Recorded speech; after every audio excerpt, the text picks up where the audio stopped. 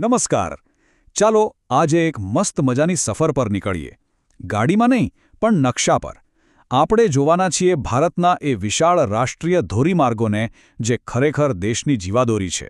અને હા, આ આખી જાણકારી ટિંબા ગામ પ્રાથમિક શાળાના મુખ્ય શિક્ષક શ્રી સતીશ પ્રજાપતિએ તૈયાર કરેલા એકદમ સરસ નકશા પર આધારિત છે.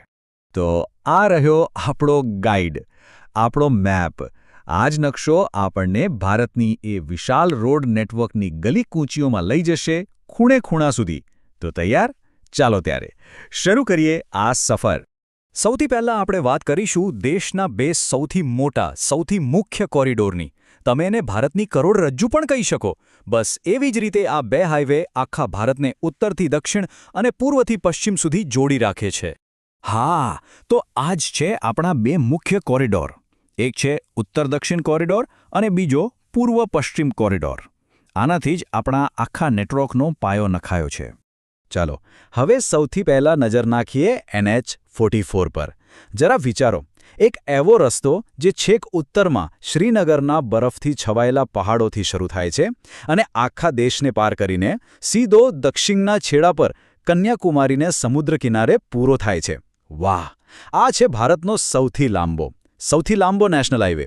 આ તો જાણે આખા ભારતને એક જ દોરામાં પરોવી દે છે. તો એ હતી ઉત્તર-દક્ષિણની વાત. હવે આવીએ પૂર્વ-પશ્ચિમ પર. આ છે નેશનલ હાઈવે 27. આ હાઈવેની શરૂઆત થાય છે ગુજરાતના પોરબંદરથી અને ત્યાંથી એ દેશના પશ્ચિમ કિનારાથી નીકળીને છેક પૂર્વમાં આવેલા આસામના સિલ્ચર સુધી પહોંચે છે. વિચાર તો કરો, આ એક જ રસ્તો પશ્ચિમને સીધું જ પૂર્વોત્તર ભારત સાથે જોડી દે છે. સારું, તો બે મુખ્ય કોરિડોર તો આપણે જોયા, પણ હવે આવે છે ભારતનો કદાચ સૌથી ફેમસ અને સૌથી મોટો હાઈવે પ્રોજેક્ટ. નામ છે સ્વર્ણિમ ચતુર્ભુજ. અને સાચું કહું તો આ ખાલી રસ્તાઓનો સમૂહ નથી. આ તો દેશના અર્થતંત્રને દોડાવતું એક જબરદસ્ત એન્જિન છે. તો સવાલ એ થાય કે આ સ્વર્ણિમ ચતુર્ભુજ છે શું? વેલ, નામ પરથી જ થોડો અંદાજ આવી જાય. આ એક 4 ખૂણાવાળો એટલે કે ચતુષ્કોણ આકારનો હાઈવે નેટવર્ક છે. અને આ 4 ખૂણા કયા છે? એ છે ભારતના 4 મેગા સિટીઝ દિલ્હી, મુંબઈ, ચેન્નઈ અને કોલકાતા. સાચે જ દેશનો સૌથી મોટો હાઈવે પ્રોજેક્ટ. ચાલો હવે એની સફર પર નીકળીએ. જુઓ, અહીંયાથી શરૂઆત કરીએ દિલ્હીથી. ત્યાંથી આ રસ્તો આપણને લઈ જાય છે સીધા મુંબઈ, દેશની ફાઇનાન્શિયલ કેપિટલ. મુંબઈથી આગળ વધીએ એટલે પહોંચીએ દક્ષિણમાં ચેન્નઈ, અને પછી ત્યાંથી પૂર્વ તરફ વળીને કોલકાતા, અને કોલકાતાથી પાછા દિલ્હી. જોયું? એક આખું ગોલ્ડન સર્કલ પૂરું થયું. આ ચક્ર જ દેશના મોટાભાગના ઉદ્યોગો અને મોટા શહેરોને એકબીજા સાથે જોડી રાખે છે. તો આપણે બે મોટા કોરિડોર અને ગોલ્ડન ક્વાડ્રિલેટરલની વાત તો કરી, પણ શું વાર્તા અહીં પૂરી થાય છે? જરાય નહીં. આ સિવાય પણ બીજા ઘણા મહત્વના હાઈવે છે, ખાસ કરીને એવા જે આપણા લાંબા દરિયા કિનારાને અને બીજા મોટા શહેરોને જોડે છે. હવે આપણે ભારતના બે કિનારાની વાત કરીએ, પૂર્વ અને પશ્ચિમ. પૂર્વ કિનારા પર સમાંતર ચાલે છે નેશનલ હાઈવે 16, જે કોલકાતાથી ચેન્નઈને જોડે છે. અને હવે આવીએ પશ્ચિમ કિનારા પર. અહીં છે નેશનલ હાઈવે 66, જે મુંબઈથી શરૂ થઈને છેક કન્યાકુમારી સુધી જાય છે.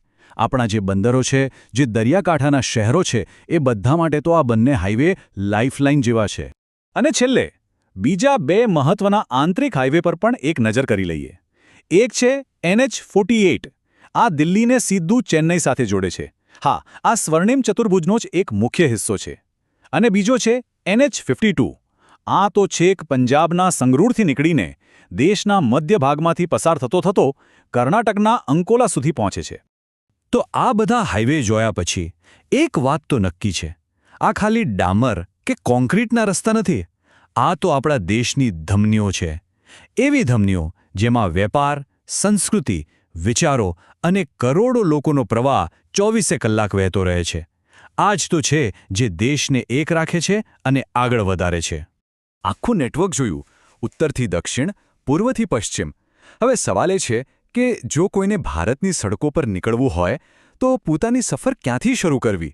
ખરેખર વિચારવા જેવું છે નહીં?